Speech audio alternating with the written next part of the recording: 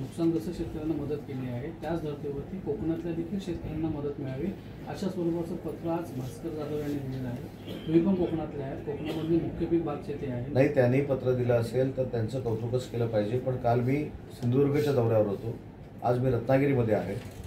सकाळी 8च्या सुमारास माझं स्वतः एकनाथ शिंदे साहेबांशी या बाबतीमध्ये चर्चा झाली। दुपारी मुख्यमंत्री महोदयांशी माझी चर्चा झाली।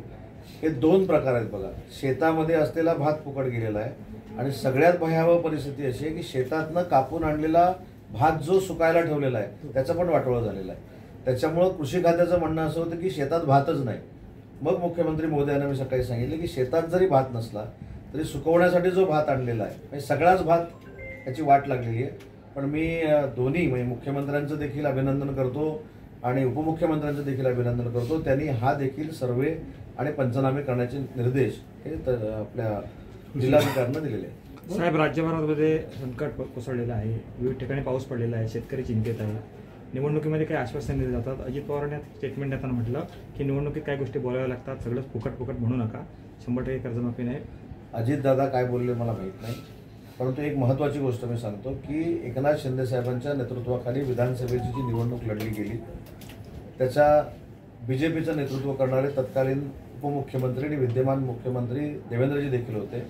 त्या वचननाम्यामध्ये स्पष्ट एकनाथ शिंदे साहेबांनी कर्जमाफीचा उल्लेख केला होता आणि त्याचा पाठपुरावा करून देवेंद्रजींनी काल जी कर्जमाफी जाहीर केलेली आहे तोच आमच्या वचननाम्यामध्ये होतं। परंतु जो पिरियड घेतलेला आहे त्याच्यावर आज बच्चू कडूंनी देखील सांगितलं की 6 महिन्यानंतरची जी कर्जमाफी आहे त्याचा फायदा जास्त शेतकऱ्यांना होणार आहे।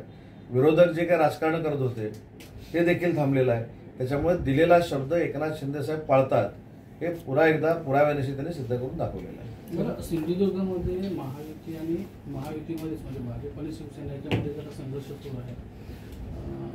शिवसेनेची ताकद असली की बीजेपीची ताकद असं एक सध्या वाद सुरू आहे आणि त्याच्यावरती काल राणेसाहेब दौऱ्याला असताना बोलले होते की कुठलाही पालकमंत्री युतीचा निर्णय महायुतीचा घेणार नाही, तो वरिष्ठ स्तरावर होईल।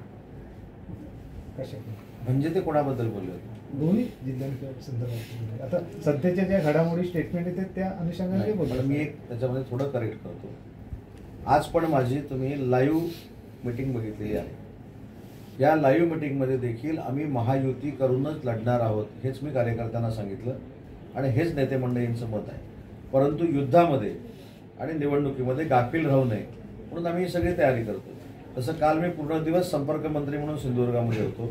काल माझ्या मेळाव्यांना मिळालेला रिस्पॉन्स जो होता, 7 तारखेला शिंदेसाहेब सिंधुदुर्ग येतात त्याच्या पार्श्वभूमीवर आम्ही मेळावे घेतले, ते प्रचंड होता। कार्यकर्त्यांचं मत स्वबळावर लढावं असं आहे। पण आज सकाळी राणेसाहेबांची आणि माझी देखील फोनवरनं चर्चा झाली। आम्ही दोघं देखील महायुतीसाठी सकारात्मक आहोत आणि ती सकारात्मकता मुख्यमंत्र्यांपर्यंत पोहोचवण्याची जबाबदारी ही स्वतः राणेसाहेबांनी स्वीकारलेली आहे आणि राणेसाहेब स्वतः प्रदेशाध्यक्षांशी बोलणार आहेत भाजपच्या। आणि मी आणि शिंदे साहेबांची चर्चा करून मी त्यांना शब्द दिला आहे की सन्मानपूर्वक महायुती जर होणार असेल तर आम्ही तयार आहोत, आम्ही कुठेही आडमुठं धोरण धरणार नाही।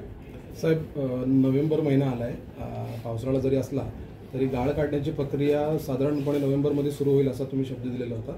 जलसंपदाला या संदर्भात काही मला असं वाटतं की याचं उत्तर तुम्हीच दिलेलं बरं आहे। आत्ता मी इथं सभागृहामध्ये येताना सुद्धा धोधो पाऊस पडत होता। आता कुठं जलसंपदाला सांगू आणि काय करू अशी परिस्थिती आहे। अधिक 6 महिने म्हणजे मला जेव्हापासून कळायला लागलं तेव्हापासून आतापर्यंत 6 महिने सलग पाऊस पडण्याचं पहिलं वर्ष असेल। आता भीती वाटायला लागली की 365 दिवस पाऊस पडणार आहे की काय। त्याच्यामध्ये जलसंपदा काय इतका पाऊस पडतोय की डांबरीकरण करता येत नाही, कॉन्क्रिटीकरणची कामं करता येत नाही। त्याच्यामुळे गाळाचं काम देखील पाऊस असल्यामुळे करता येत नाही, पण पाऊस गेल्यानंतर गाळ काढण्यासाठी यंत्रणा सज्ज आहे। ओके, धन्यवाद, थँक्यू।